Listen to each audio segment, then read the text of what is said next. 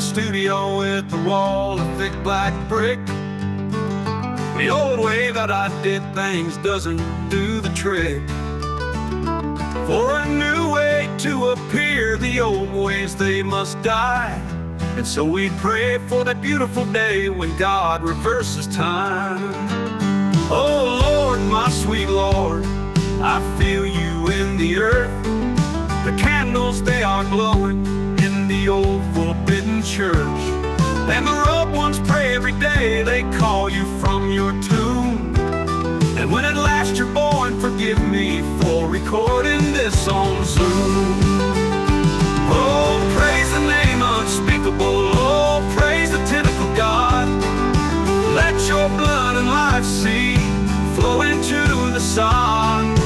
Gnash your teeth and stamp your feet, let your pain open the wound. But above all things, if you love the King, don't record a podcast on Zoom. Throw yourself into the black abyss, find a ghost button, give it a kiss. Make love to a bride in front of the groom, but never, don't you ever, record a heckin' podcast on Zoom.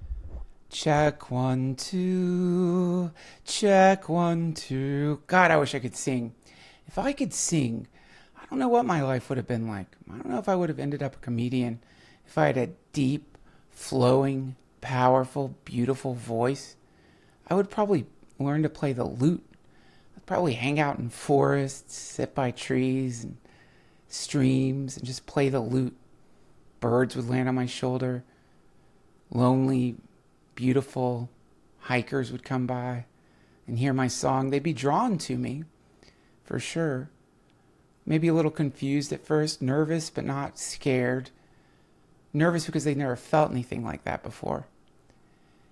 And they'd say, hey, do you mind if I sit with you for a little bit? And I'd be like, I don't mind at all. And they would sit, and then they would fillet me. I think I have to say fillet because this is the very beginning of the podcast, and because it's going on video on YouTube, I don't think you're allowed to say the other words for fillet, which is really great that we have fancy words for blowjob. I think I did the right amount of time where I could say blowjob, and maybe because I'm doing an analysis of the term blowjob, it's okay. But fillet, that's like the fancy way of saying it. If you say blowjob, you're kind of like from the gutter. Like people like us, we say blowjob, but the 1%, the global elite, they fillet each other. They do not blow each other. They fillet. The point is, I would be a forest bard, an erotic forest bard. Unfortunately, I don't have a deep, resonant, beautiful voice. I would do Broadway. That must be fucking great. Broadway, New York City, some beautiful penthouse and just orgies and Broadway fucking, because they fuck on Broadway, I'm positive. I mean, I don't know. Okay, I'm not positive, but if I had to guess, wouldn't you think that? Like if you had to roll the dice? I mean, any of you theater nerds out there, which I definitely was, we were humping. That was in high school. West Henderson High School. I can't even imagine what happens on Broadway. I can't even imagine. But we all end up on the timeline we're supposed to be. I mean, that's the thing I've been thinking about lately. This comes up a lot in a lot of the Buddhist stuff that I study, a lot of bhakti yoga. The basic observation that the majority of people, whatever happens to be going on in their life, they always want something else. I wrote a poem that goes, "Sweet dreams are made of this. Who am I to disagree? I traveled the world and the 7 seas. Everybody's looking for something." This is exactly what the mystics were saying. Some of them want to abuse you. Some of them want to be abused. The poem goes on for a while. I'm thinking about adding like a really cool like synth pop kind of like bass sound to it. Maybe it could be a song. Probably not. It's a little too highbrow to be a song. But if you look at your life, when I look at my life, no matter what, there's always something I wish I was doing or wasn't doing. And even when I'm doing all the things that when I'm not doing them, I wish I was doing them, there's some other thing that I wish I was doing, or I wish I could go back to when I was not doing the things I was doing and doing the thing I was doing that I thought I shouldn't be doing. So there's no way to win. Always you want something more. I mean, it would be easy to hear something like that and throw away all of your ambition and turn into some kind of flaccid, shriveled, sad, drooping human. Just rationalize your entropy as some kind of spiritual trait.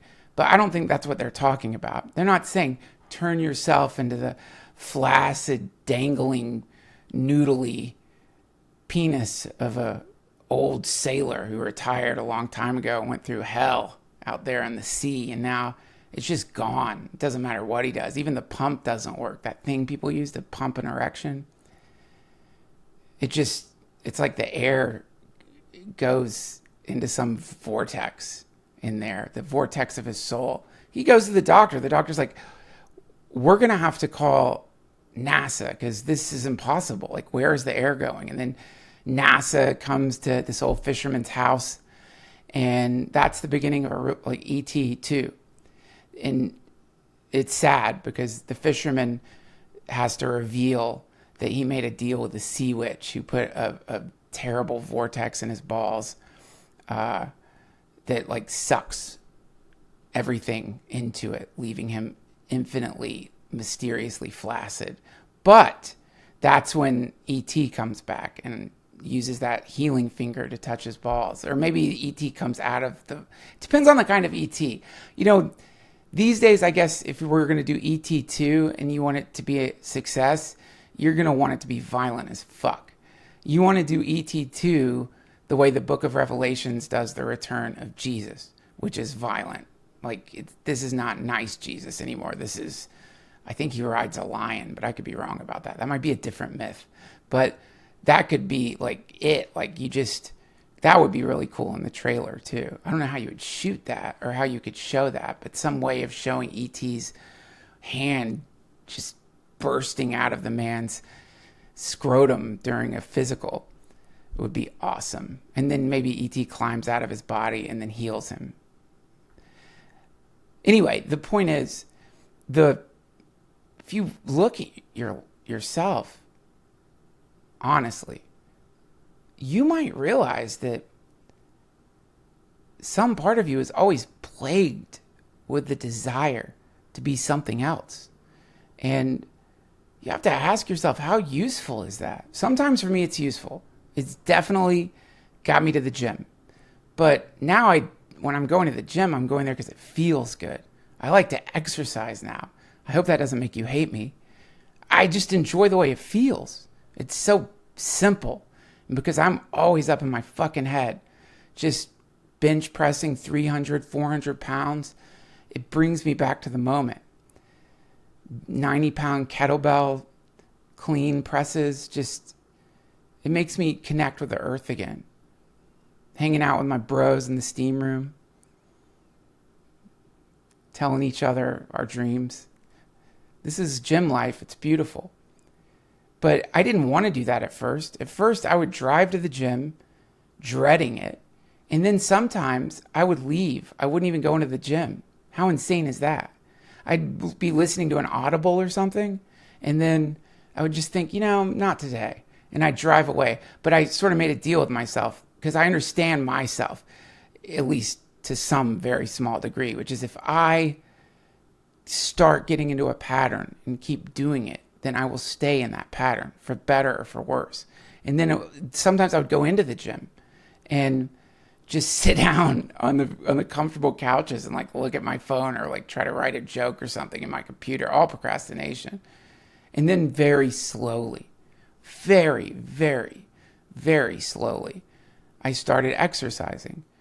Started off just with like a simple 200-pound squat, then 20 miles on the treadmill.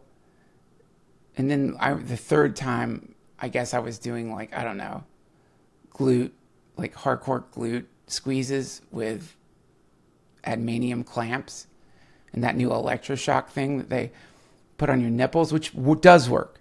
I don't want to get in another internet controversy. I already got in trouble with the adults who go to Disney. I don't want to get in trouble with the nipple clamp people who don't believe it, who say it's placebo effect, which is totally fucking bullshit. If you have never had clamps put on your nipples and massive amounts of electricity run directly into your nipples while you are doing pull-ups, then you can't judge. Because I can do 100 pull-ups with the nipple clamp electricity stem, but I can do 2 regularly. So, I mean, this is as scientific as you can get. It's dangerous, and it's disgusting when you get a pop, or that's what they call them, a popper, which is when, because the thing is, you have to tone your nipples. Like, that is for sure. A lot of people say, don't worry about that. That's all people just trying to sell shit.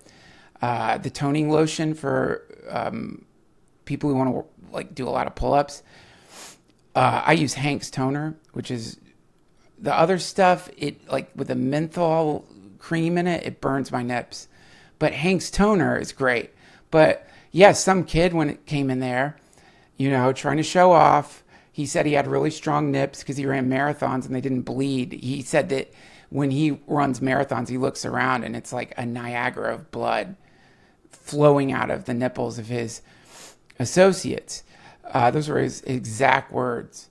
And so he believed that he had some kind of genetic trait that gave him really tough nipples. Said his grandfather had super tough nipples. His grandfather used to do that dangling thing with the hooks and over their dinner table, and they'd feed him. But yeah, he got the clamps on. My friend Jerry said, dude, I'm telling you, bro, this is not going to be great. Like, if your nipples aren't ready for this, you can pop. They'll pop. Didn't listen, signed the waivers, and boom, it's the craziest thing to see it happen, too. It's crazy. It sounds like a very small balloon mixed with a firecracker. Like, it's just this sharp, high-pitched popping sound, and you hear it throughout the gym. And it just gets quiet, like a mournful silence, because you can't reattach what's not there anymore. It's just there. It just leaves these brutal holes. And he was the scream of a man who just got his nipples volted so much that it exploded them is unlike anything I've ever heard. It is the wail of hell. I think that's what hell sounds like, probably. My point is, now when I go to the gym, I'm not going there because I want to be something else. I'm going there because it's hedonism. It feels good. Anything that I'm sort of not wanting to do, when I get into the pattern of it, I do it because it's fun, not because I hate myself. And so that thing that creeps in to a person's life, that dismal sense of, you could be doing better than this, which was probably injected into us via some propaganda, some evolution of propaganda, because they want us to work harder. They want the economy to boom. And for that to happen, they think the easiest way to get people off their ass is to make them hate themselves. Who are they? I don't know. Do they even exist? Maybe not in this region of time-space. Maybe it's just some shared subconscious shadowy fucking thing where we all look at our temporary transient lives. We see our bodies. We see what our friends have, what we don't have. We see all the things we haven't gotten done that we wish we had, and we just think, oh, the answer is obviously to despise myself because that's going to lead to something better. How could that even be possible? We're not talking about like some smallpox vaccine for self-hate. Smallpox vaccine is interesting. You take the little bits of the smallpox and rub it in, I guess. I don't know. I saw it on a show about, I think, Alexander Hamilton. It's pretty disgusting. I really fucking hope this coffee isn't from yesterday. I follow this like really interesting guru on Instagram, and right now I can't remember his name. He's into bhakti yoga. But I really like some of the things he says. I know that makes me sound like a complete idiot. But every once in a while, most of the time you go through your reels. I know that's an old man thing. I don't like TikTok. I don't like it. It's too much. And it feels very sensitive. Like TikTok is sensitive. Whereas reels, it's got more of a nihilistic streak in it, which I enjoy. I sound like such a dumbass. But this guy, what he's saying is really interesting. Bhakti yoga, the yoga of like loving God. And God, the definition of God and Bhakti yoga might be a little different from what you think the definition of God is. It's very comprehensive. Everything, essentially. Everything. Asinka sinka beta tattva, simultaneous oneness and difference. That's you. You're part of God, experiencing God. And it gets infinitely more detailed than that. But the point is, the thing is such an incredible circumstance to find yourself in, being able to experience eternity that has structured itself as a universe around you, that has a direct interest in you. It's too much. Are you fucking kidding me? It's like looking into the Ark of the Covenant in Raiders of the Lost Ark. It makes you feel like your face is melting off. So, to cure that, people resist aspects of the creation. So, this is his words. Well, not his exact words, but it doesn't matter because I didn't say his name and I can't remember it.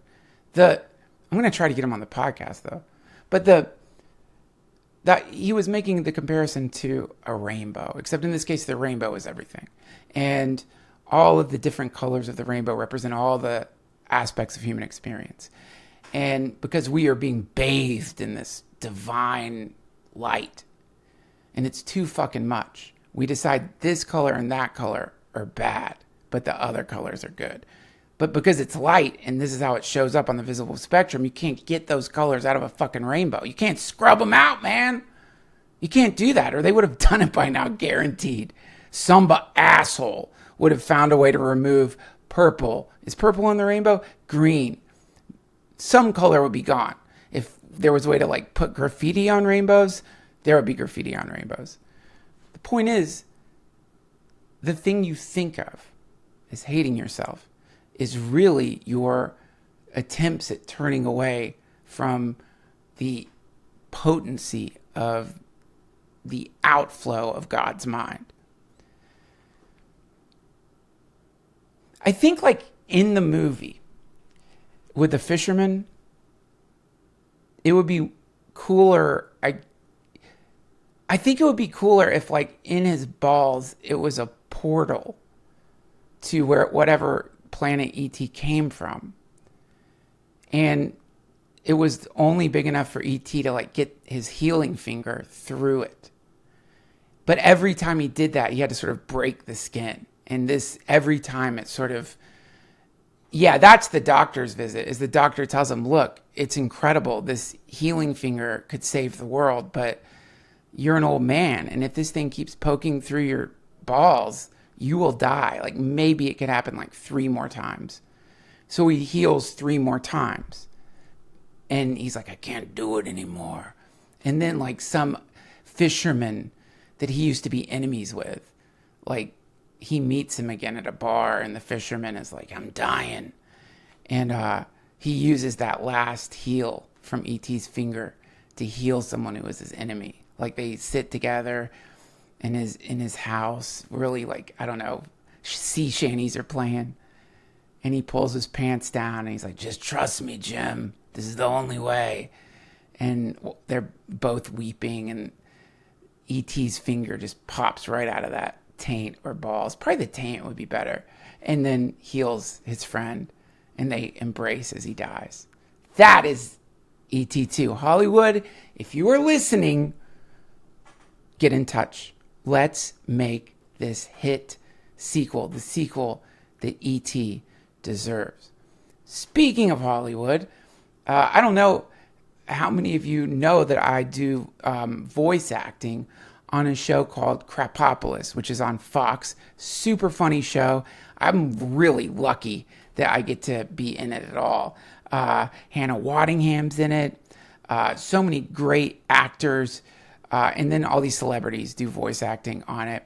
And I got super lucky, and I got to play this incredible fish creature called hippocampus. Anyway, it's one of my favorite jobs in the world, and part of the reason that it's one of my favorite jobs is I get to work with today's guest, Alex Rubens. Alex Rubens is the showrunner of Krapopolis, and I just don't like what's cool about people like Alex Rubens is even though he has been behind some of the funniest shit out there, Rick and Morty, for example, you might not be instantaneously familiar with him. If you're a writer, you probably know who he is. But people like him, it's interesting. Like they're happy to sort of not be in the limelight and just to make really cool stuff. And Alex and I have had like lots of great conversations during the production of Krapopolis, and somewhere along the line I realized, God, this guy is brilliant. He would be a perfect podcast guest, and he was kind enough to say yes. So today's guest is writer, showrunner, an all-around brilliant human, also a dad, Alex Rubens. Can I just start? Like I had a lot of ways of thinking of starting, but I want to just dive into the deep end with you right away.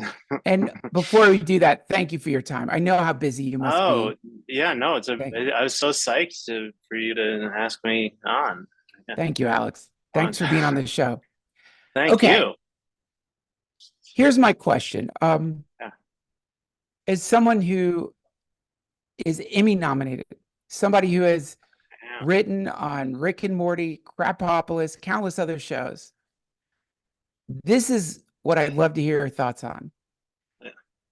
Why is it so hard to make ideology funny in a non-satirical way? Make it funny in a non-satirical way? So the best example I could think of is all the iterations of attempts at religious comedy. Yeah. Or political comedy that isn't satirizing politics, but rather satirizing like some side of politics. Right. Why is it that using the tools that we understand about comedy, the math of comedy, why is it so incredibly hard to make ideological comedy work? Right. Yeah. I think I already have the answer to that question as I was thinking of. No, I don't know. I think I do think that, well, it's like, it's all about audiences, right? Like, I mean, you as a stand-up, like, I'm perpetually amazed and terrified by the concept of stand-up because I'm scared of people. Wait, let me stop you there. Weren't you were, based on my deep research, you were in an improv group at Yale. So you have performed for audiences. That doesn't count. Because those aren't real people. I mean, because you're in college. Yeah. Well, also, I mean, it's not the No, I know you're right. Well, yeah, I'm not. I make it sound like I've got like zero audience experience, and that's not true. And also, I do think I was just like. Well, I was talking to Mo Welch. Do you know her? I forget. She worked on the last season. The season that, if I say the number of the season, it won't mean anything because that's not the season number as it will air of Krapopolis. But I said something to her about how I'm like, God, I don't know how you do it because I'm so hypersensitive and so insecure in so many ways, and so like it's not. Neither of those words is exactly right. I'm so like affected by what like my awareness of like the ecosystem of attention and like what people think of you and what impact you're having, and I was kind of like, I could never do that. And she said something like, I think you're misunderstanding how stand-up works. It's like, that's exactly what I'm like stand-up comedians do not have thick skin, or I don't know. Right. She just said something like that. I was like, oh, right. So I guess it's true that part of my fear of people is it's very connected to my ability to tune into people. I don't know. Sure. But anyway, I do think that affecting an audience, and it's especially true if you're doing like you've got an audience. But even if you're like writing a novel at home, and in theory, one day if it's published, people will read it, then like you can turn an audience off, right? I mean, you can, Mm-hmm. it's like, and I feel like the more ideological, for your question, like more ideological it is, or the more people think, like as soon as it seems like you're trying to make a point, Yeah. if it seems like you're really trying to make a point, like Yeah. you're like, by the way, I'm not just kidding here, like I need you to be on board with this, then like I feel like that's a good way to lose an audience, or at least Right. it's risky, because either they agree with you and they're just like, yeah, and maybe they like it if you say it in a new way that they can use or something, but or they don't agree with you and you're like, yeah, well, that's wrong though. Like, Right. Right. I and mean, I don't know. it's fascinating to me. Like, I think Yeah. about ideological comedy and my own attempts at it, comedy with Uh-huh. an agenda. Some say, Yeah. even though I'm not saying the intent behind ideological comedy is wrong necessarily. Usually Well, yeah. it's like a little bit of sugar makes the medicine go down, is Yeah. what people think when they're doing it. Oh, Yeah. and those are the best cases. The worst cases is manipulation. You're trying to Right. veil some propaganda Right. as being comedy, but people sniff it out right Yeah. away. And the reason I ask is because one of the things I absolutely love about Rick and Morty, and actually one of the things I love about Dan Harmon, Yeah. and forgive me, Dan, I don't know for sure that I don't know that you're actually a nihilist, and I don't mean that in a bad way. But because I would think of myself as an idealist, a kind of a romantic idealist, a spiritual romantic idealist. Blah. And like, what I love about being friends with Harmon is anytime I do get a chance to chat with him, I feel like I'm just smashing into this wonderful, this wall of rational humanist logic. And it's thrilling to me. Like, I enjoy Right. it. It hurts Yeah. a lot of the time. And then I go back and it makes me reconsider a lot of positions that I maybe hadn't considered to be so generally vehemently in oftentimes an idiotic way, sort of trying to speak from that perspective. So it's always good for me. But Wait, and you're frozen right now. Am I frozen for you, or is it you're just not on frozen. You're I not wonder if that frozen. does that fuck us up with recording, or If is you're that? getting, are you hearing my audio? I hear it fine. Yeah. Then we're good. Then I think we're Okay, because good. you're I don't know recording what too. I don't know what All I'm right. not recording, but maybe I'll start Huh. recording now. Hang on, let me open up QuickTime. Did I mention I'm about to go on a vacation with my family? I'm leaving tomorrow on an airplane, and if you've never gone on a vacation with a bunch of kids, then you would probably think it's a vacation. That's one of the first mistakes that you make as a parent, is you imagine that when you bring kids on a trip, it's a vacation. It's a vacation for them, not for you, not so much. It's fun. It's incredible. I'm really excited about it, but oh my God, the prep work that you have to do for a trip with 3 kids is insane. It's like going to the moon, basically. Like the stuff you have to remember to pack just for the trip, the accoutrement, not just like diaper stuff, but snacks, water bottles, iPads, car seats. So who's going to pick you up? Who's watching the dogs? Like on and on and on. It is really intense. And this is why there's a kind of bittersweet feeling when... Okay, let me start over. That was so fucking long. Today's episode of the DTFH is brought to you by Reunion. There's all kinds of vacations you could take. I'm about to take my entire family on a vacation, and it's a lot like going to the moon when you're taking kids on a vacation. And honestly, it's going to be fun in a kind of parental way, but it's not a vacation for the parents. I want it to be fun for the kids. It's more of like a service trip with lunatics. It's like taking lunatics to the beach, the lunatics that you're more in love with than anything else on planet Earth. But Reunion provides psychedelic retreats for you, just for you. And you deserve it. I've never been fortunate enough to go on this sort of retreat, but I know many people who have, and it can be life-changing. The experience of taking a psychedelic can be life-changing. You can have a transformative experience at a Fish concert, but if you follow any of the great psychedelic luminaries, Tim Leary, Ram Dass, you're probably aware of the term set and setting. Essentially, these are the considerations if you're deciding to have a serious psychedelic experience. And a lot of the times, if you aren't paying attention to your mindset, or if you feel like Disneyland is a great place to take some kind of psychedelic, then you might be in for a not fun trip. These psychedelic retreats, they take care of set and setting. Now, obviously, they can't completely take care of your mindset, but they can put you in a very safe situation where you're going to relax. Also, these are 7-day retreats. All of us psychonauts out there have made the mistake of, I don't know, maybe you have to go to work the next day. This is why in the wonderful book, which I highly recommend, The Psychedelic Experience, which takes the Tibetan Book of Living and Dying and transforms it into a guide for tripping. It recommends 3 days, which is 1 day to get there, 1 day to have the experience, 1 day to integrate, and then you can go back to default reality. But 7 days is luxurious. Not only that, but the folks at Reunion offer not just ayahuasca, but also psilocybin. They combine ancient indigenous wisdom with the neuroscience of change to help you transform your life. I'm going to tell you why I really like this.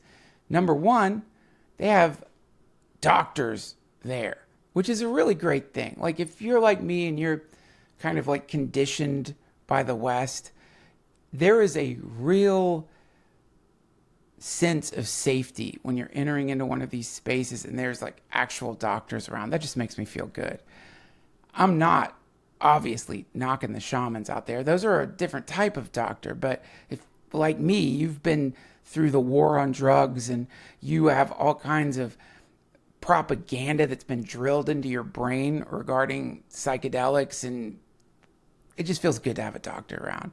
Also, they have shamans there. They have groups of people who are going to help you experience a psychedelic in a way most of us never get to experience it, which is the classic way. And by classic, I mean the primordial way that people would take these things thousands of years ago. These were initiatory experiences that were generally guided by a shaman, a mystic. I mean, some people even say the early Christian church is based on Jesus being a mushroom. Maybe I'm doing an entire podcast for this commercial. I hope the folks at Reunion don't mind. The Reunion is non-profit. Their not-for-profit model allows them to offer you a life-changing experience with all the modern comforts at a more affordable price. Ignite your best life at the safest plant medicine center on the planet, supported by profoundly caring and purpose-driven people. Go to reunionexperience.org to book a discovery call, secure your spot, and learn more about plant medicine. And for our listeners, use the code Duncan during registration to save $250 off your retreat at reunionexperience.org. Again, it's reunionexperience.org. As an aging psychonaut who didn't have this option when I was coming up, I really hope you take advantage of it. What an incredible world we live in where you can take a truly psychedelic vacation where you're getting support, not just of your physiological body, but of your spirit. Reunion, thank you so much for supporting this episode. All right. You know what? Just don't worry about it. I do an audio podcast. It's fine. It's too good a conversation. Cool. Yeah, so, it's a good freeze frame too. But yes, I think that's one of my favorite. I'm gonna do the position that you're in right now. Oh God, I dropped. I knocked over a thing. Let me quickly finish the point. So Rick and Morty, there's all this incredible nihilism in it. that is Yeah. so fucking funny. It's Yeah. just so funny. Absurdism and nihilism smashing together. And Yeah. yet, within Rick and Morty and within Krapopolis, where you also will find some nihilism, somehow within it, like really humanist, sweet messages are articulated that aren't a turnoff, that don't feel preachy. So Yeah. I'm just fascinated by that. And like, that's why the first question I wanted to ask you is nihilism or is cynicism Yeah. the best way to be funny? Well, I think there's a lot. I've thought about this a lot because, well, first of all, with Dan, I mean, just what you're saying, I totally agree, and I think there's a blend of nihilism and idealism with him because Right. he it's like the only reason that you care about a story is because there are stakes, you care about something, and I think I'm like unconsciously imitating the position. I wasn't even trying to, but I'm kind of imitating the image that I'm seeing you frozen in. But I think that he like, yeah, I mean, maybe it's like idealism, like because the way I've always thought about it, and this is how I think about his stories, is like he does want there to be a happy ending. Like it's like, Yes. the Seinfeld thing, no hugging, no lessons. It's like he kind of does want huggings and lessons, and wants a happy ending. And ultimately, like the message of any of his stories is never going to be like it's stupid to have feelings or care about anything or Right. love anyone. Like that's not like, and I don't know if it's because he truly believes that, I don't know what he truly believes, but he certainly at least believes that in a story, the audience isn't going to want to keep watching another episode if they're being told like it's stupid to care about any of this. Right. But that's the thing, is that like if you can get to a happy ending via honesty, then that's a really happy ending. Like that's like a happy ending that actually means something. Right. And a lot of his endings might not even read as happy endings, but like it never just ends with like, oh, when the chips are down, Rick doesn't care about his family. Right. Like he just doesn't.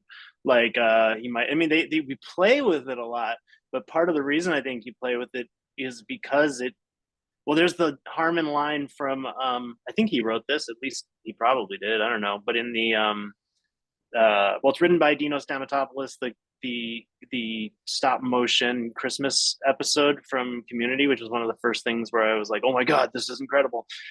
There's like this throwaway line, not a throwaway line, but it's just like Dan shits stuff like this out, where it's like a Christmas, but this episode, No. between between the AI like zooming on my camera and you being frozen, I'm like Do you getting a want, little thrown off. you know what we could do? Here's what we could do. Pause. Yeah, I yeah. will log out and log back in, and I bet my video will work. Let's All right, try let's it. do that. All right, Okay, cool. 1 second. All right. And okay, great. You're back. All right, Okay, great. continue. Well, yeah. So in that Christmas episode, which like is both a commentary on Christmas episodes, and it's also kind of like Community doing a Christmas episode, but it also like really is a Christmas episode. It's like all of those things. It's about Abed Yes. being crazy, like literally having like a psychotic break, is suggested anyway.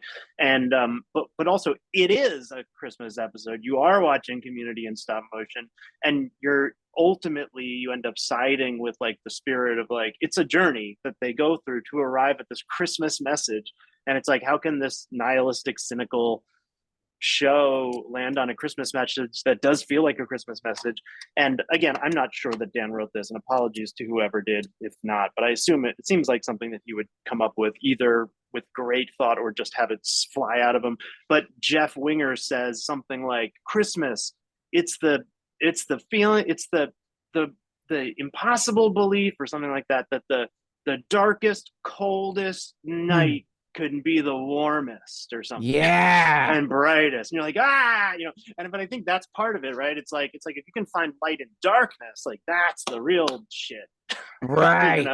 Yeah. So I don't know. It's like, because if somebody just comes up to you and is like, everything's okay, and you're like, no, it's not okay. Like, you didn't know what happened to me today. Like, I witnessed a murder. I don't know. I know. Like, but I mean, like, whatever it is, like, I mean, we all have shit going on in our lives. And it's like, if somebody's just like, everything's fine, that hits less hard than like, Well, there was actually a line in the most recent Acolyte, The Acolyte, which is a show that people don't like, and the last couple of episodes I thought were pretty cool actually. What is But it? this one, it's a What's the Star Wars Acolyte? show. Oh, I'm okay, okay, obsessed with Star Wars. But there's okay. this line where this character says, "When you've lost everything," or something like, the thing about losing everything is that that's when you're truly free, or something. You know what I mean? Okay. It's like that's when you realize that you're free, and it's a bad guy saying it, so you can take it with the grain of salt. But that's the thing too, is that if you're so this is my thought about the comedy thing, and Dan does this, like, this is why I'm like always been so attracted to Dan's writing, is that he's like and a lot of great writers, I mean, well, no, a lot of my favorite writers have done this, like novelists and stuff. But it's like, if you can, if Flannery O'Connor, Sure, my God, I love it. There was like a criticism of her where they were like, she's super Catholic, and this certainly right out of the gate sounds just like biased and bigoted or whatever. But a complaint about her was that her stories were like pretty Catholic. Like, there were people, like, when you'd hear her descriptions of her own work, I think she'd be like, well, this character is damned and this character is saved, and the mistake this character is making is that they're not actually letting Christ. And you're like, oh, okay. And some people are just like, oh, well, then that's not a. But then somebody said, like, oh yeah, and then somebody said, well, their take on it was like, well, she's such a good writer. It's like, you don't trust the writer, you trust the work. She's such a great writer. She's a better writer than she is a thinker, or something, which is like so condescending. But then I think she was like, here's the thing. Like, in order to tell a good story, you do need a right theology and a right psychology and an understanding of this and that and the way the world works, or whatever. But the place where it becomes art is when you go up to the like cliff beyond anything you know or can know, and that's where it really happens.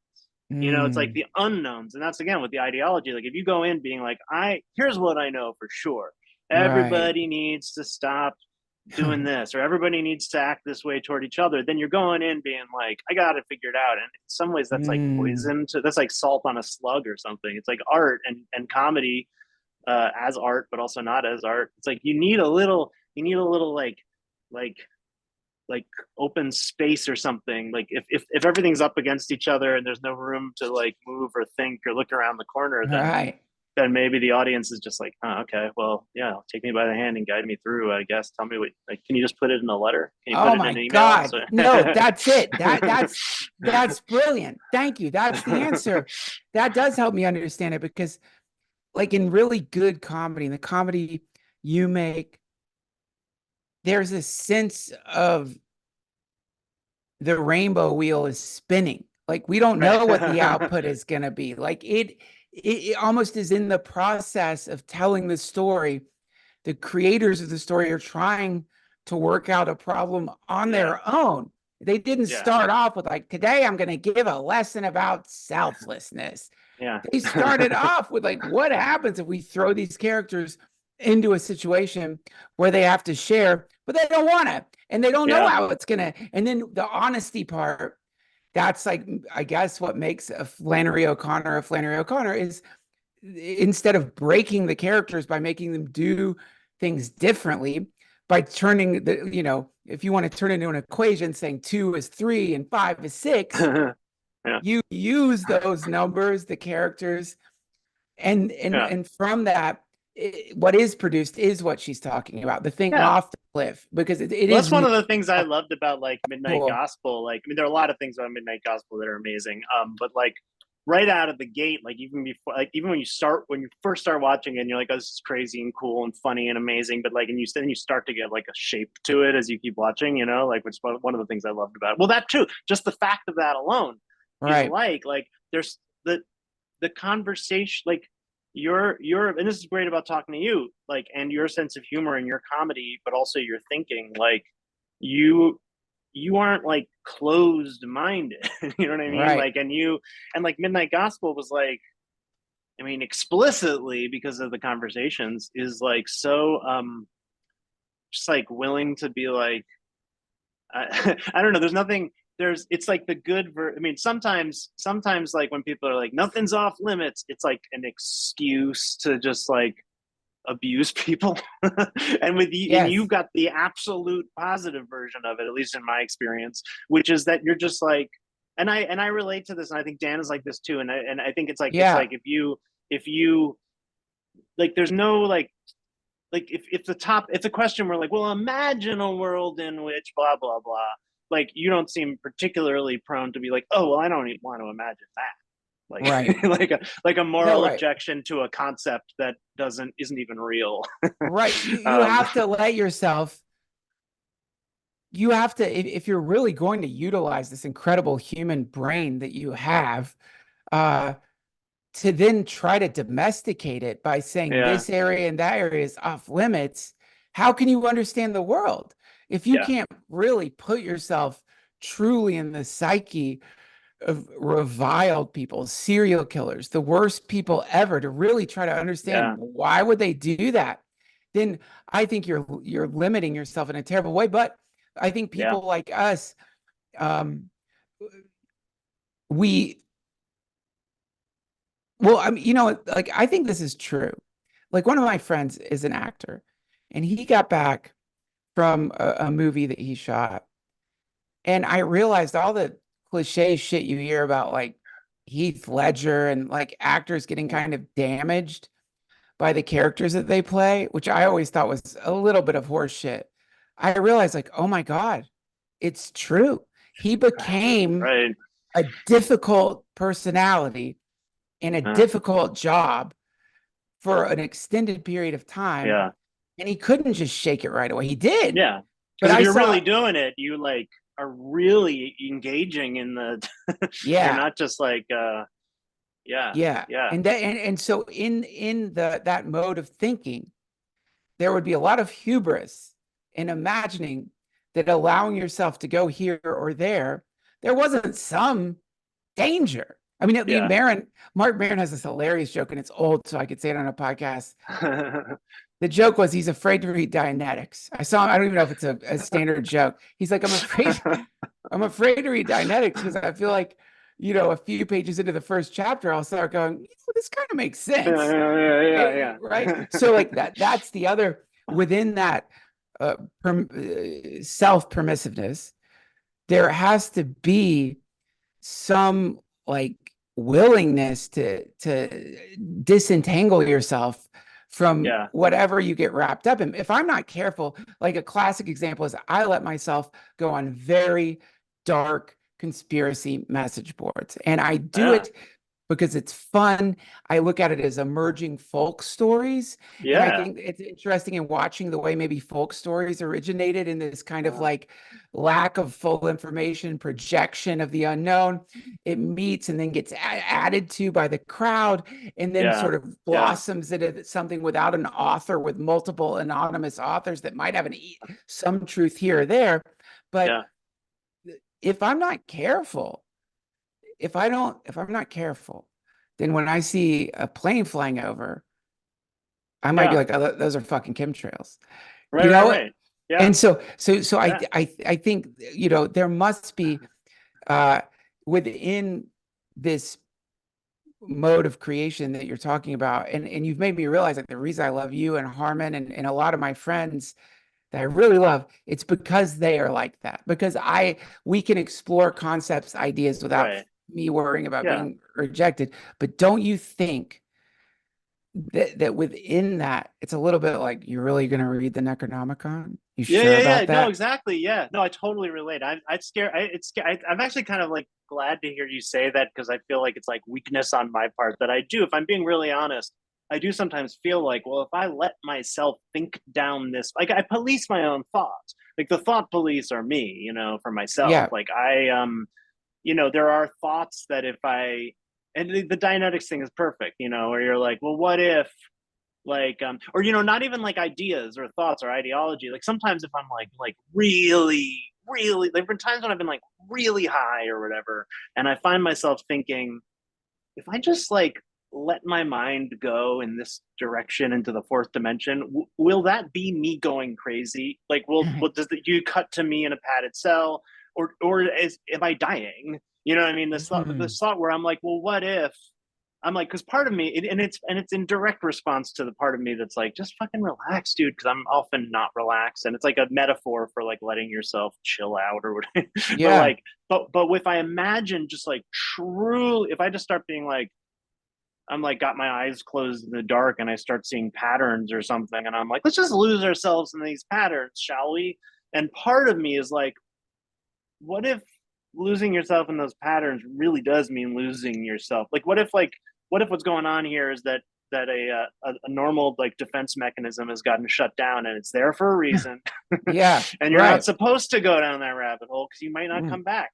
And I think my honest answer to that is a little bit like, I mean, because I was raised to be super, super like moral or moralistic, depending on how you look at it. I'm always battling with that. And in some ways I'm like a very, very uptight, like scrupulous like person who's very worried about wrong and right. Yeah. And I don't believe any of it's real. So I don't personally like, I mean, the real, but what is real? Like, I think things matter to us and Yeah. to other people, but I don't think the universe cares if we're alive or dead. Like, or if it does, what does it mean that the universe cares? Like, and also our realities are our reality. Like, you and I see things differently, and not to sound like a stone seventh grader, but Sure. like, I mean, literally, like we're our sense of reality is shaped by so many things that we don't even, we're like running an operating system on our head, right?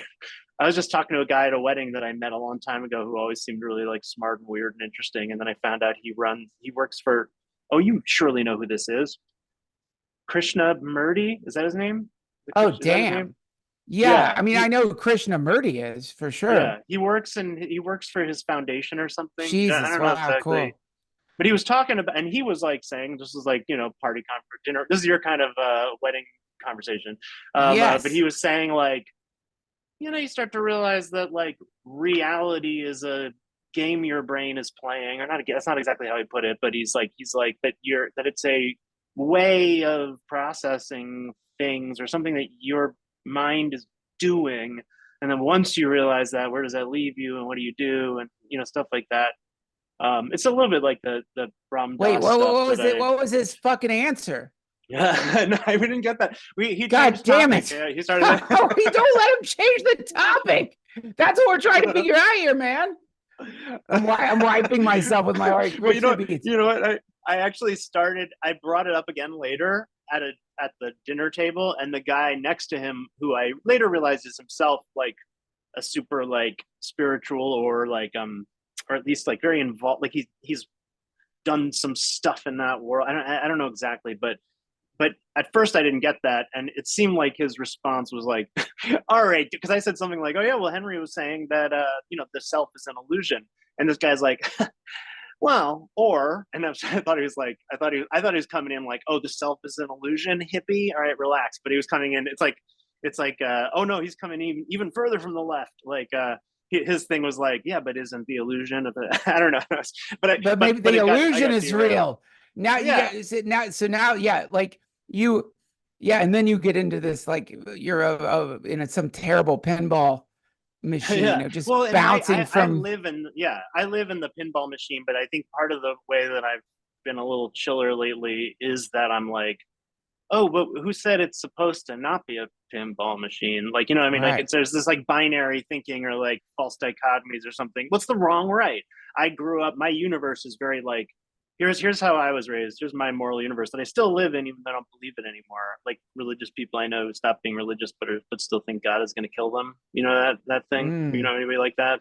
There's Like religious trauma. yeah, yeah, but also just like, you learn it at such an early age. Like some of the things like you learn when you're a little kid, like maybe you can never unlearn it. You can just learn. It's like adding programming instead of reprogramming. What religion Yeah. were you raised in? My a sect of Judaism consisting of my dad. Okay. Basically. That's a But very small sect. Yeah, it's very small. He was a rabbinical school dropout. And Okay. had very strong feelings, but basically I was kind of, and I don't even know if this properly describes what he thought or was trying to teach. It was just sort of, but it was the effect, at any rate, is that there's nothing more important than wrong or right. Like life and death is less important than wrong and Mm. right, and truth is more important than anything. Yeah. And no one can be totally sure that they have access to it because people are very often wrong. Nobody's infallible. So you might be totally wrong about what's wrong and right. And it's the most important thing in the world not to be wrong. And you can't know whether you're wrong. But you Wait, hold on, wait. can. That's very confusing. Yeah. Well, if you think about it this way, in a way, though, it's just a description of the world where it's like, no matter, anyone, lots of people, including me and you, will make confident statements about the nature of things and what's true and false or what's wrong and right. But there's always someone else who could be like, what? Stupid. No, that's exactly wrong. So we know that, and you can always just be like, well, anyone who disagrees with me is wrong. Or you could just be like, it's always possible I'm missing some key. I'm like, well, we know this and we know this and we know this and we know this, therefore we know this. And then someone else is like, hey, guess what? Watch this. And then like, let's go of a ball and it shoots into the air and they're like, gravity isn't real. And you're like, what? And then and then you're like, wait, well, I mean, this is like a big, not to cut you, a big problem that I have had in the past, and that I think many people have. I don't know if it's a problem, is this idea that the consensus is truth. If enough people agree on a thing, therefore it must be true. It just means that a lot of people agree on it. It doesn't mean it's true. And there's so many versions of that in history where everybody believed this insane fucking idea that was holding science back, that was holding medicine back, that was holding culture back, and it wasn't fucking true. And there might have been people in those moments who had a sense like, I think this is like not just wrong, but the opposite of right. And if they talked about it, they would get arrested, or they would get like thrown in jail, or they would more likely just be sort of like kicked out of whatever the social circles that they were in. I mean, so I think this is like, wait, you're 1978, right? 1978. Yeah. Okay, so I think for us, we came up during a time where culturally, really, there was a real like ethical, moral thing that was kind of informed by the punk rock movement. Right. Yeah. And there was an adherence to this kind of truth. And so we all became big fans of the truth. Like, you might not fucking like it, Dad, but it's the truth, man. And then we all got older. And so, and then you start realizing like, oh my God, like the idea of what I have is true used to be an outsider view, and thus gave me a kind of outsider power. Like, it made me seem like an outsider. And now what I think is true is not an outsider perspective at all, but it would be considered antiquated, musty, like let go of that shit. And so this is where you realize that whenever you hear the cliche shit about courage and truth, that it's like, hey, oh, so you were really just saying you were into the truth because you wanted people to like you. You're a fucking politician. You don't give a fuck about the truth. Well, I just recently had a big like breakthrough, to use therapy language, and it was in therapy. But no, it wasn't in therapy, but I talked about it in therapy, which is that, like, I don't know, I often find, we got all these things that are tangled up together, and like being able to separate them out can sometimes at least make it easier if the things are overwhelming. Yeah. And I think that, like, with wrong and right, which is like tormented me my whole life, I'm like, okay, well, here are at least two things that are not the same thing, but are very important to me, and that I treat as if they're at least tangled up. Okay. One of them is consensus. And there's no such thing as consensus. So it's like watching the stock market or something, or like, it depends where you are or who you're talking to. But it's like, what is okay to say? What is and that cut, the like, well, this is the truth. You might not like it. I mean, that's something that the right and the left can relate to. It's like each side is saying to the other side, like, hey, guess what? Your whole worldview is fucked and you're stupid. It's like both. It's like, and it feels good to be the one who sees the truth. But like, the consensus question, which you could also say is just like the interacting with public opinion, and what do people think, and who thinks what, and what combination, and how does it change, and can you influence it at all, or can't you, and do you need to be afraid of it, and like, what can you what can you say versus what, if you say it, you like literally might get killed. Like there's all that. And then there's the like, what do I value? Like what is important to me? And those things can like super intersect. I mean, maybe they're even one and the same depending on who you are or what you value. But like, I was trying to get to the bottom of what my wrong and right is, and it really kind of came down to, and comes down to, kind of like how much harm are you? It's sort of like leave your campsite better than you found it. Like, am I fucking shit up around me or not? I'd rather not. That's kind of my ethics. But for a while there, I was like, and that is the core thing, that if you don't agree with it, you're obviously wrong. And then you can always, it's like with infinity, you can always add +1. It's like you can always say says who to anything. Yes. And if you're like, the only thing that matters is non-cruelty, and someone's like, what if I like cruelty? And I'm like, then you're bad. It's like, well, I say you're bad. You're like, no, because we, and right. it's like, there doesn't exist a moral value that someone couldn't say says who to. Right. And you can say, no, but you're wrong, but then you're back where you started if you're really trying to get to the bottom of it. So more and more, I'm like, there's what I value and is so important to me that it might as well be a law of the universe, because I'm an animal and I would rather, like with my daughter, I'd rather die than see her harmed. Right. But I don't think God agrees. I don't think God has any stake in that fight. Like who's to say God isn't siding with the bacteria that kill us all? Like, I mean, listen, if your daughter's mortal, mortal, I'm going to say God disagrees, severely disagrees with your decision. Yeah. Okay. Yeah. There you go. So then I'm like, well, and by the way, another, not for me or for most of the people I talk to, but for some people, the answer of wrong and right is God. And I could say to them, but how do you know what God says? And they could very justly be like, fuck you. That could be the answer. Like, shut up, you atheist. I mean, I could be the response to, and I'm like, well, maybe you're right, by the way, I don't know, but my point is just that, like, sorry for saying I love it. No, this is, and saying the word Jew. I love what you're saying, but those are 2 words we can't say on my podcast. Yeah, sorry, I'm so sorry. Yeah, it's okay. but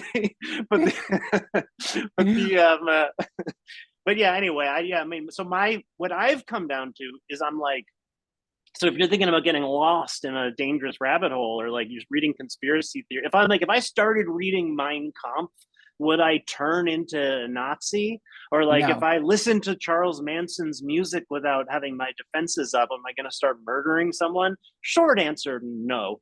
But like slightly longer answer is that I'm like, well, let's say it did make me question some things. As long as I am who and what I am, and that's not dependent on being wrong or right. Right. Then, like, can you guarantee that nothing's going to change you? No, but is that the goal, to be like frozen in? No, in, that isn't the goal. I think I do believe in God. Now, whatever that thing is, that definition changes all the time. And speaking of allowing myself to go certain places, I certainly allow myself to go into atheist land whenever I feel like it. Sure. Yeah. And it as a practice, it's just fun. You have to let yourself do the whole thing. Yeah, and I do it in the other direction for me too. I mean, I would. But the short answer is I don't believe in God. But the longer answer is I don't know. I guess it sort of depends what you mean, or. Well, I mean, that's the problem. It's like love, God, and love. Yeah. What's the fucking definition of love? What's the definition of God? Like, I'm certain that for some people's definition of God, I'm a fucking atheist. Like, if you're, for example, if you're going to tell me God doesn't change, well, then wait, so you want me to worship Han fucking Solo? I almost said Frozen in Carbonite earlier, and then I was like, that's too nerd. I'm like, I've got lightsabers behind me on the. I'm not worshiping Han, a Frozen and Carbonite progenitive creator God that will never wake up with like, oh shit, I fucked up with giraffes. Should have made their necks longer, or whatever. Just something all day long for infinity. Is like, I was right. That's not when I think of God. It's not that. But if you like, when you get into sort of God is love, which if we establish Yeah. these two things are very difficult to define, but if you're a parent, it's not that difficult to define, then from that perspective, if I am looking for some kind of transcendent reality that seems to be bigger than me, then for sure Yeah. it's the love that I feel for my kids. Yeah. And Yep. and also I would say that is not just an experience, but that anytime I'm fully surrendered to that state, Yeah. It's real. I mean, it's real. that is it. Yeah. Yeah. So from that perspective, I'm a theist. But Yeah. I hear you. so I think a lot of times when it comes to atheism, it's like kind of like saying like, I don't believe in a certain definition Yes. Yeah. of the thing versus like Yeah. most atheists, like non-activist, like edgelordy Yeah. atheists Yeah. are generally like very open-minded and rational. And usually what's happened is Yeah. they've encountered some definition of God that is Looney Tunes, that's just Yeah. silly Yeah, and talking to you, I'm realizing kind of like there are lots of ways. Yeah, I'm not even sure if I don't believe in God because, first of all, everything you're saying, I totally agree and relate. But also, like the main way in which I don't believe in God is like very caught in the kind of thinking that I think I kind of moved past. It's that binary, like wrong or right, true. Like it's a very like I at one point I found myself thinking like the problem with the concept of truth is that almost by definition there can only be one of it, or I mean there can be more than one truth, but then are you talking about truth anymore? And like and I think that's just it, is that like if God, like you said, is just like a single thing, then it's like, okay, that doesn't sound right. But then also like, would that be what you'd call God, really? And I forget if I told you this, but I read this years ago and it made a big impression on me. It helped me become, I used to be much more militantly certain of myself atheist, and now I'm really not, enough so that I just told you I don't know whether I believe in God. And one of the turning points was when I read this quote from this turn of the last century rabbi named Kook, I think. Not, the more I think about it, the more I'm like, did I make that up? But I don't think so. I think his name was Kook. Yeah. And Cool. he said, Rabbi Kook said that atheists serve God because they are tearing down false idols. Because any concept of God is an idol. It's an image of God. That's and beautiful. Any like atheists are like an acid bath or something, like cleaning off like the garbage. And that it's like, because any picture you have of God in your head is a false idol. Well, I was like, that's a cool idea. This is in the Bhagavad Gita. One of the verses is so wonderful. God is saying, basically, the idea is like, I'll take any form you want.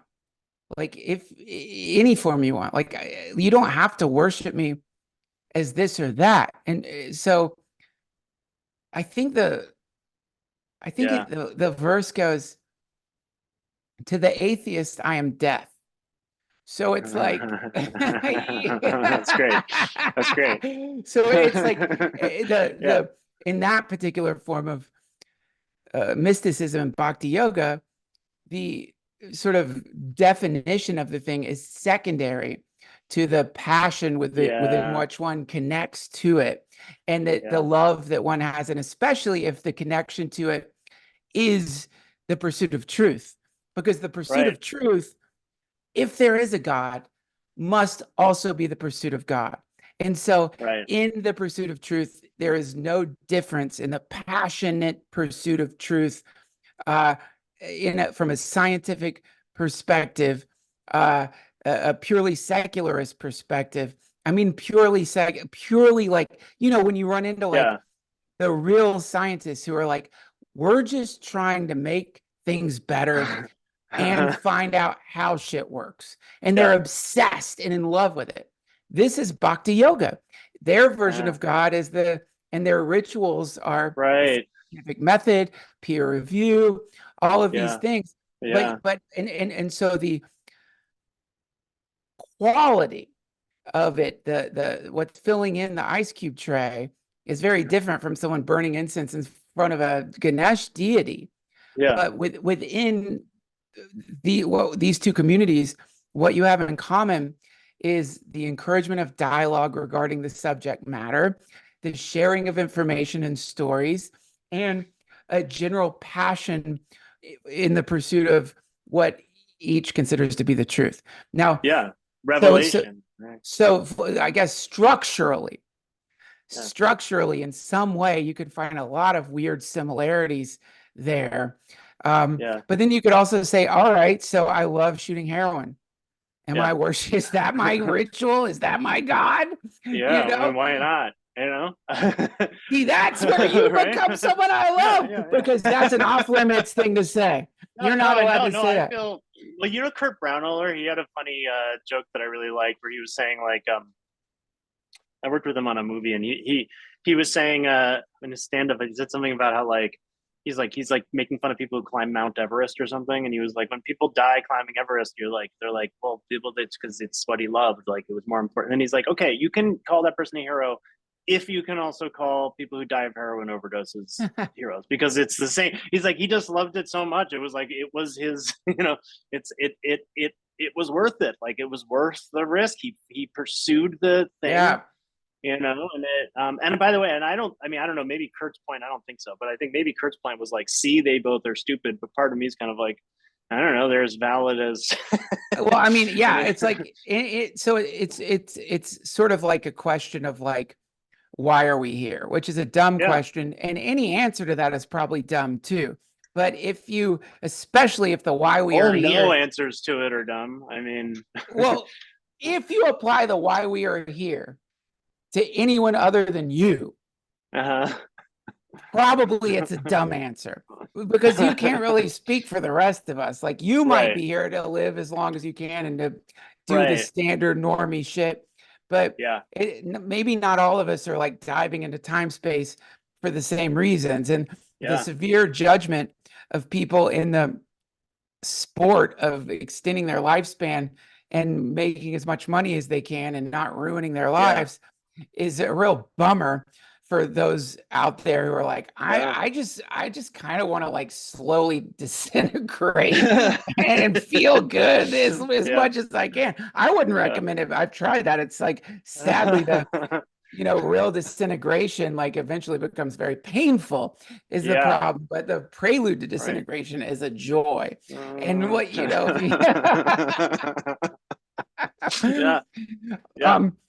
now here's it's sort of in line of what we're talking about, and maybe this is like too heavy a question, I don't know, but I don't know, I don't have any heaviness boundaries. I was thinking about your job.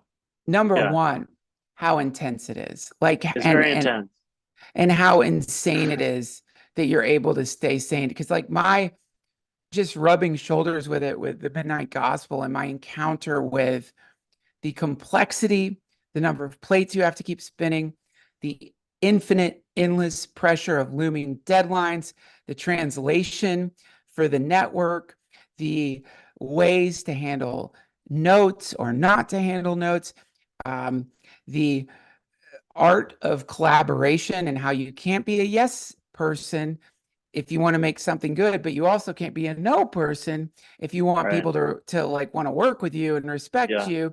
And one of the most jarring elements too that I wasn't expecting and didn't like, but it's still educational, is the managerial part of it, which is like, it became clear to me really early on that like, if you're talking about what's real, what isn't, you could make a decent case for, like, when people are like, what's the purpose of life? If someone's like, well, clearly it's reproduction, we're around to carry our sexual organs around and fertilize and make more, like, I wouldn't agree that that's the meaning of life, but it wouldn't be like a crazy answer, like, like, it's the genes, but we're there to carry genes around. Sort of in the same way, it wouldn't be crazy to say the very realist part of my job is my professional contractual legal obligations to the Fox Corporation.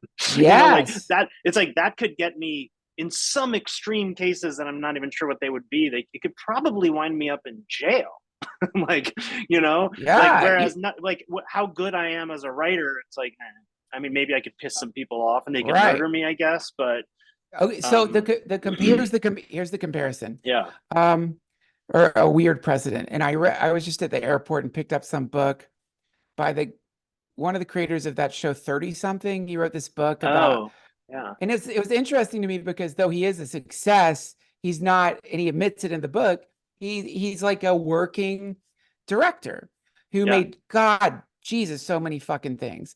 And I loved it because it's like a very honest story about what that job is like. And he was explaining making a movie.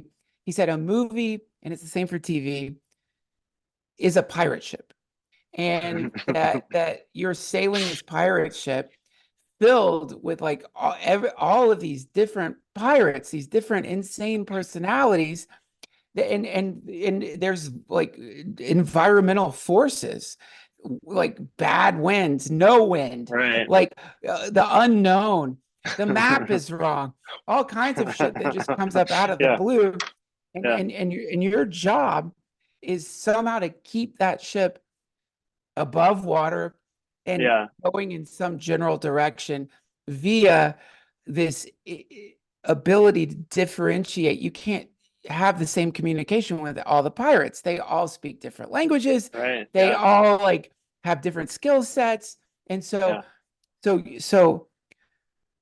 you're at the helm of this like, insane ship. You like, I can remember Mike Mayfield on the Midnight Gospel when I saw the first animatic. I'll never forget this day. I saw it and I think I said something like, well, we're fucked.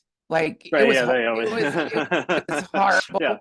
It wasn't a stand-up. I'm looking at this. I'm like, well, it's not funny. And I don't even know if it's coherent. And it's always like, right? He was so good because he took me aside and he said, Duncan, I just want you to know, people who aren't in the animation space come in to make a show. And when they see the first animatic, that's what they always say. And then he said, you have to trust us. There's things that will make this funny that you can't see, facial expressions, movements that will drive home the joke. But in that moment, it was so good what he did. Like, and like, it was perfectly messaged to, one of the creators of the show who didn't know what the fuck he was talking about. Because in a sweet way, he wasn't saying stay in your lane, but in a very sweet way, he was saying that. He's like, you don't know this world. So making intense judgments right now is going to hurt you and it's going to hurt us. And the way he did it completely made me like, and it's a non-judgmental, like aggressive, hostile stay in your lane. Like stay in your lane sounds like he would never say business, that. but that's not what it is. It's like the opposite almost. It's because it's empathetic. It's like he communicated something to you that he knew, he could tell you needed to hear because you were in distress, among other things. It's like somebody's first drug experience or something. Like, right. Don't worry, I'm never going to come down. You're going to come down. By the way, stay in your lane in the literal use of the word, like that term saves lives. I mean, sometimes you need to stay in your fucking lane. That lane, people are going to drive into your car. It's not a terrible thing to say, but so all that being said, and I didn't manage to tie it in as much as I wanted to, but I think you did a great job of explaining how really good comedy shines a light in the darkness, but it can't do it in an ideological way. But your access to the human biome via art compared to most people is so much more. And so you mean just because of like the audience, just like the size of a Fox audience? Is that what you mean? Dude, so many people, like to me, when I'm laying in my hotel room watching Forensic Files, I just pleasured myself to some disgusting porn. I'm laying there in bed, jizz splattered on my stomach, watching Forensic Files. And I just think to myself, you weren't jerking off to Forensic Files though, right? There's some hot episodes, but I often just think like, or then I don't know, Jimmy Kimmel comes on And I just think of the absurdity of what that is, in the sense that like their reality is beaming in to Right. so many different realities simultaneously, Yeah. impacting some of them, being ignored by some of them, Yeah. angering some of them. Yeah. Do you allow the realization that you have been given access to a kind of inner sanctum of a very walled garden, maybe not so walled off now that we have YouTube and everything, but the budget that any of us on making podcasts have compared to the budget you have, the access to power, to fame, to actors, artists, is obviously exponentially diminished compared to your job. So how much time do you spend thinking about the kind of thumbprint that your work is leaving on the zeitgeist? Was very relevant to the ideology question is very relevant because well, like one thing, might sound like false humility at first, or just humility, or not, I don't know, but that part of it, I don't feel like I have direct. Well, one difference between me and Jimmy Kimmel. Well, one thing, I never dated Sarah Silverman. Didn't he date Sarah Silverman? So that's one difference. Another difference, just off the top of my head, I think these are the top two differences. Is that he's famous and people know who he is. And I feel, I mean, and I when I look at it, but that's another thing that scares me about seeing a stand up, by the way, like any stand up, even if you're just like new, like, is that I sort of have come to prize my relative anonymity. Like, I mean, I might, Right. within this world, there's some, but so like Alex Rubens isn't talking to America. Which I'm grateful for, actually. But the other thing though is that, yeah, like I do have, as you know, as writers go anyway, I have like, I'm in a position where I have like much more of a platform or an ability to like get stuff out there. And I think that I learned a really valuable lesson when I was working on the Twilight Zone, the Jordan Peele, the Twilight Zone, which is one of the Yes. things on my resume that I have very mixed feelings about, because a lot of it didn't turn out the way I hoped it would, but also like there's some good stuff in there that I felt like didn't land right. And there's also some stuff that I'm like proud of, but then in retrospect, I'm like, no wonder people didn't like it though, because it's like what I did with I think the assignment, I mean, in very, very broad terms, the assignment was impossible. It's like, why remake the Twilight Zone, especially when It's a Black hard Mirror act already to follow. exists? Hard act to Yeah. follow. And CBS insisted on it being hour long, and I'm like, I feel like that's like taking the Far Side and turning it into like a 4-panel comic. It's like, Right. it doesn't work that way. And within the assignment, there are a couple of them that I worked on that I felt like, given the assignment, were like a material kind of, but nobody cares about or knows the assignment. So you have to, I think about this more working on Krapopolis, like in post and stuff, I sometimes have to like stop and reset my brain. And I'm like, the audience isn't going to be asking what's the funniest answer to this question we're trying to solve. They're just going to be watching and something's going to happen. Right. So sometimes in comedy, like in a writer's room, a mistake you can make is like the thing that makes everybody laugh the hardest sometimes is because it's the context of trying to figure. It's like if you're like, what's the funniest thing someone could say right now, and then Right. the answer is like grape soda, and for some reason, because of everything you've been talking about, that's such a random answer, or it's like, or it's just wrong or just right, Yes. and you're like, yes, but that's not how the audience is going to be hearing it.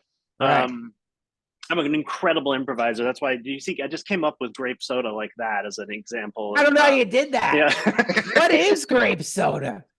Wait, is there soda that tastes like grapes? I mean, I don't think so. I was just making it up. That's part of what was good about it, is I was just like Jesus, putting you ideas scared the together and generating. Speaking of a Twilight Zone episode, that would have been Yeah. fucked up. Oh yeah, but so in the Twilight Zone, one of the things we talked about was like, well, okay, so we're like Rod Serling. One of the things that Twilight Zone did was it was like had social commentary, and it like made points and shit. Yes. And I was like earnestly trying to. I think one of the things that the show rightly got criticism for was like the way it did or did not successfully do that.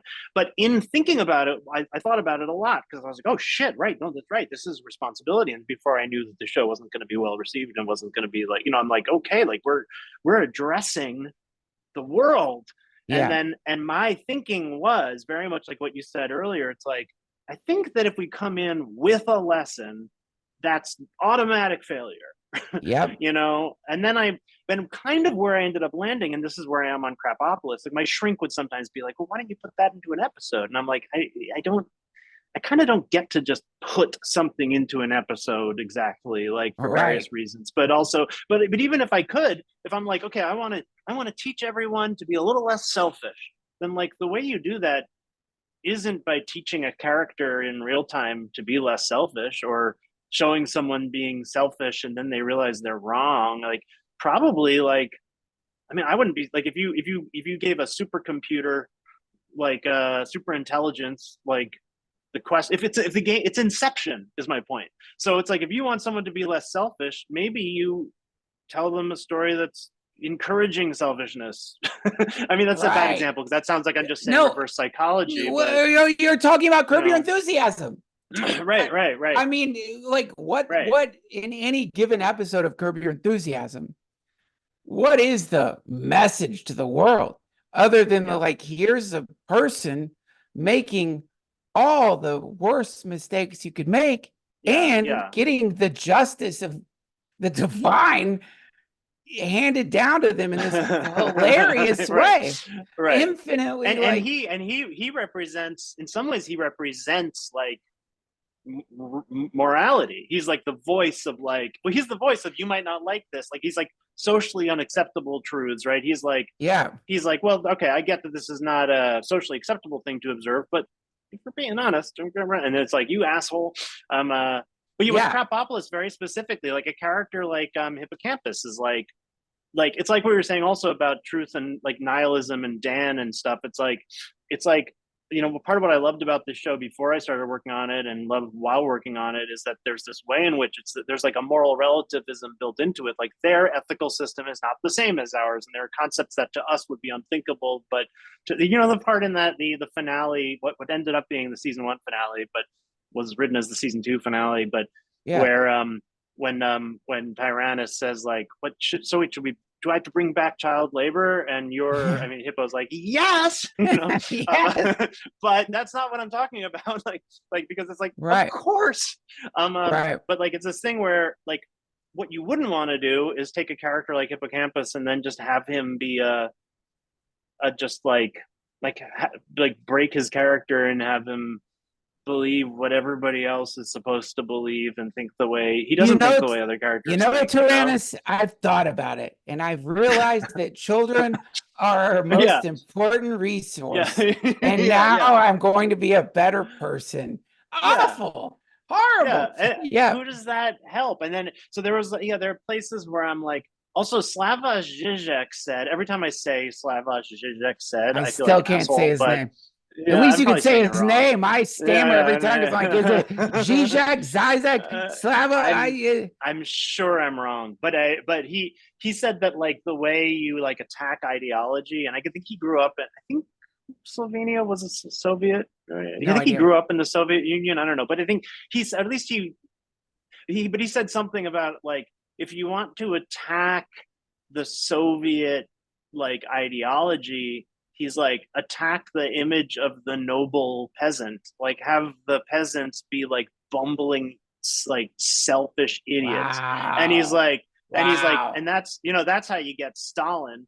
And it's because it's like Inception-y. It's like, well, like the fantasy of this idealized thing, which has nothing to do with where the real power lies, like attack that and then counterintuitive. Because Zizek talks a lot about how like cynicism can help ideology. Like to be able to be like, I see right through all that shit and I know it's bullshit. And I know, he's like, that doesn't hurt it at all. You know? Wow. That doesn't, it makes it more powerful. It creates, it relies on it. This is the, like, you know, I remember reading this for the first time and being completely annoyed by it and very confused by it. It's not Zizek, but it was like some Buddhist text was saying bliss is suffering. That actually happiness is just another form of suffering. It's another name for suffering, but it's still suffering. And when I read that, I'm like, shut the fuck up. Like, give me all the suffering. But Yeah. another version of this is confusion is a condition of enlightenment. In other words, without Yeah. confusion, you can't have enlightenment. Or the sort of core idea is samsara, suffering, confusion, delusion, and nirvana are intertwined, meaning you can't have one without the other. Right.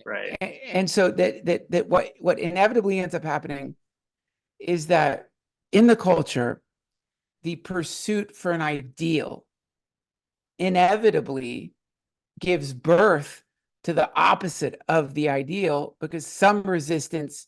So it's almost like an arm wrestling match. You're almost inviting people to an arm wrestling match, and then you get this you get a stupid pendulum effect that American politics has been experiencing forever, which is like it swings to one side, that side. It tries to drive this fucking antiquated ass old clunker of a fucking slow moving fucked up bus with a great engine in it that's really mysterious, because how the fuck did people build something like that long ago? But it needs a lot of work. And here's like a go. Sorry. My point is, somebody has to drive that motherfucker. And somewhere along the ride, people on the bus are like, "You're the shitty driver, and you're too old. You're a shitty old driver." And then some other dumb fuck gets in the driver's seat and fucking drives the bus, and inevitably everyone's like, "You fucking suck." Yeah. And so, but the problem is the choices of the driver seem to get increasingly extreme. Like, you know what I mean? Right. Yep. And so that's the problem with with the situation we're in, is that the moment you create a restriction, you produce the criminal. The criminal is born from the legislation. You know, that's the weird math that we're in, is where anything you put into the world, its opposite appears. Yeah.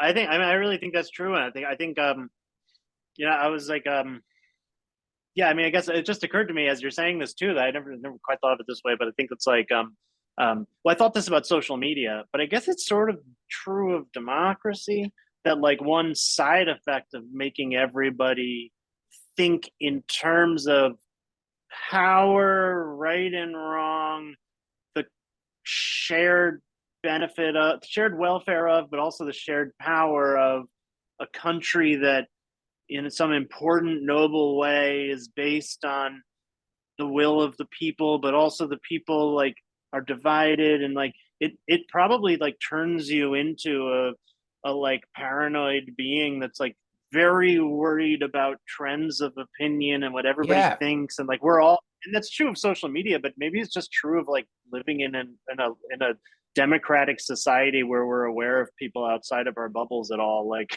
that we're just sort of like it's an existential crisis if somebody in Mississippi thinks a thing that I think is abhorrent, you know, and I'm like, I don't know that person. I'm not over there. Like, right. It's a two-party problem. It's like, how the fuck do we take a massive population of people and smush them into two broad categories? It's like, if we had more parties, man, it would be a real solution. It's like, give me a break. There's so many people with intersecting ideas that have been forced to take one side or the other. And like, if you want to make people angry at each other, pick two like very broad sides that inevitably contain ethical ideas that you are going to disagree with, and then like force them into those two things and tell them that's normal. It's like the most condescending.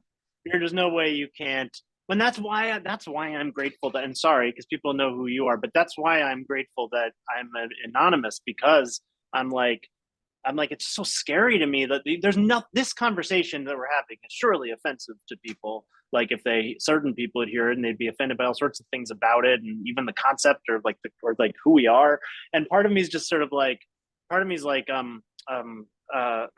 know, again, like centrally prioritize, like, I don't want to do any harm or more harm than I Yeah. can, as little harm as I can avoid. Like, the only context in which I would want to hurt someone is if there's some way in which that clearly does a better positive thing in a large, but then you're automatically in trouble. And part of me is like, well, then maybe the big mistake is, I mean, this sound, if I imagine this in the context, we're all having different conversations and we're all playing different games. And it's like, somebody could be playing Super Mario Brothers and be like, you got to jump on that turtle. And somebody else could be like, you've got to jump on that turtle. And you're like, no, but it's a game. In the context of Super Mario Brothers, yes. And you can be like, well, do you have a right that just because and you're like, hold on, we're not talking about whether it's a good game. We're talking about what you do in it. And they're like, yeah, well, but like, but so somebody listening to us in thinking in terms of politics would be horrified by what I'm about to say, and I would be horrified by it if I were in the right mindset as well. Which is that I'm like, is it none of our business? Like, I mean, is it like I'm one of 8 billion monkey people on a rock in space, and like, why do I think that whether this one man in DC, or maybe he's on a jet somewhere now going around the world, like, the question of whether he should be officially the candidate, and the part of me is like, why is that my business? Or why do I care more about that than I care about politics in Slovenia? Or why do I care more about it than politics like 2,000 years ago? Like, Nabokov said something about, like, why am I more upset about something that happens 1,000 miles away than I am about something that happened 1,000 years ago? It's like, the idea of it is horrifying. And if you phrase it morally, like, don't you care? Then it's like, of course I do. But also, so that's what I'm saying. That this could sound politically, this is an argument for apathy and non-involvement and non-responsibility, and easy for me to say in my nice living situation. But like, philosophically, I'm kind of like, if I knew I could make a difference, like if I could go down in a blaze of glory even to save the world, like, yeah, I might do that. But like, I'm not aware of any such option, like, or even close. Like, I think that I refer to something Jack Kornfield said all the time, especially when I realize I'm being marionetted by the state, which is, if you find yourself infuriated by the machinations of the state, if your emotional well-being is being disrupted by something that is very far away from you and that more than likely you have very little impact in, there's an antidote to that, which isn't apathy necessarily. Number one, recognize, this is what I think, I think it's really important, and I don't mean this in some kind of like fence riding way. I mean it from a Buddhist perspective. The thing they always go back to is everybody wants to be happy. Like, if you want to find some commonality among people, let's start there. People want to be happy. And and so what you will find mixed up, no matter what your politics may be, mixed up in the passion of someone who you have severe political disagreements with, is a very passionate desire for the world to be a better place. Right. So there's a kind of beautiful altruism there that is like some natural spring, a flowing river of purity that's being diverted into fucking Mordor by massively powerful propaganda machines that recognize human compassion, altruism, the desire for the world to be a better place is a fundamental quality of most human beings. So if we understand that, and then if I can co-opt that by making you think that I know how to make people happy and you sure as fuck don't, I can divert your altruism into an unnecessary fixation on the state. Cornfields, what Jack Cornfield said, which I love, is tend to the part of the garden you can touch. And and if you, and I think that is a very revolutionary, even though it could sound a little like, what's the word, milk toast? It could sound a little like watered down. It's actually revolutionary. If if everyone started doing that, taking that altruistic desire for the world to be better, for the community they're in to be better, and just started applying that in the micro, generally just to their family, their friendship groups, their closest community. But everyone was doing that. Then the politics would change. Jung talked about this, how the leader of any country is a reflection of the shadow side of the people. And you could do an interesting psychological analysis looking at any country, looking at their leader, and then from that thinking, okay, if that was my shadow, if I was suppressing that, what does that say about me? Oh man, I like that. That's a thing that also Zizek was talking about that made a really big impression on me. This idea that like that. Well, this is really reducing it, but that whatever your like boogeyman is, like if you name just like an interesting exercise is think of the very, very worst thing or kind of person or deed or whatever in the whole world, and then just sort of like assume that probably the heat of that opinion means, just in the same way that we accept this generally as a general rule, that what you hate in other people is something you see in yourself. So it's like, like just apply that, and you're like, okay, well, like if you're, I mean, and to be like really simplistic about it, you could be like, okay, well, like the concentration camps are one of our big symbols of like the heaviest, worst, most evil, like most, and then like, this automatically, this guaranteed offensive. But one, as I think Zizek pointed out, like, the concentration camps were invented by the British in Africa, right? And it's like, and also we put Japanese people in internment camps, but whatever, they're not extermination camps, but like, but now this is the really offensive thing, but if it's just like value neutral, it's like we are currently operating like major slaughterhouses that have even meat eaters a little uncomfortable with the way in which we're tormenting animals. And I mean, and my point isn't even, I'm not even making a vegan point. I'm just saying that like the thing that if you like take it and it's the most horrible, evil, nightmarish vision, there might be some version of it in our normal shit that we have to be okay with. Like just the pure amount of like destruction we're wreaking, or so I mean, I think, and like you said, the shared, I don't know. I mean, I tend your guard. That's the thing, is that I'm like, I think I'm at my worst when I'm like, oh, like I see something wrong, I need to fix it. And then especially if it's not like immediately in my shit, but like, like start arguing with people about how to look at something. And I'm like, does this need this right now? Like, who's benefiting from this? Do I think maybe if it were so clear to me that if I could get this one joke on Krapopolis, it would make the world a better place, then maybe I'd like focus on like trying to make sure that I get it on there or something. But I never think that way. Like, I almost think more, it's like, well, like in every interaction and everything you're doing, that's why I think it's so important to me to be like, well, what do I value? And I don't have to be right. I don't have to be like, and I'm sure I'm right. And if anyone's against me, they're evil. But just to be like, if I'm interacting with you, or if I'm interacting with my kid, or if a stranger comes up to me on the street, or if I were zapped into another dimension, and for all I knew, no one on Earth would never see me again, and probably I was in the ultimate equivalent of privacy or something, I don't think I'd be like, now I want to hurt things. No. Like, now I want to cause pain. Like, I mean, so therefore I'm just sort of like, all right, well, but I am comfortable more than some people are with like making things like rocking the boat a little. You know what I mean? Like, because there are some people, and I can't totally blame them, who are like, just to fucking rock the boat. Like, can we just fucking chill?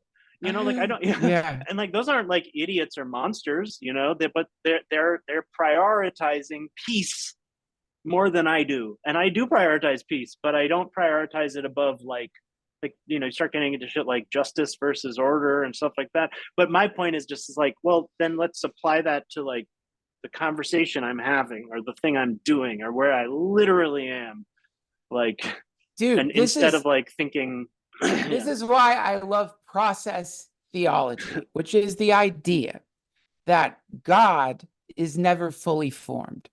The creation is God. Conversations like this, political